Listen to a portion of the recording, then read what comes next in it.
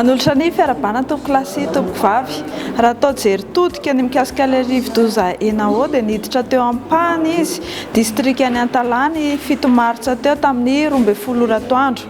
Namakivaky faritra maro teto Madagasikara ny vokan-dranomasina omaly alina tamin'ny 10 ora izany hoe ny 7 martsa teo amin'ny distrika Anambovimbe any faritra maro alokany. Tamin'ny 9 ora maraina teo kosa dia tany amin'ny 200 kilometatra atsimo atsinanan'ny Taolagnaro no misy ny foibe izany hoe manalavitra ny Madagasikara. Na izany aza dia mbola mafy hatrany ny rivotra ary ny onja dia mbola ho avo amin'iny morontsiraka atsimo iny ka mila mailo hatrany ny mpampiasa ranomasina.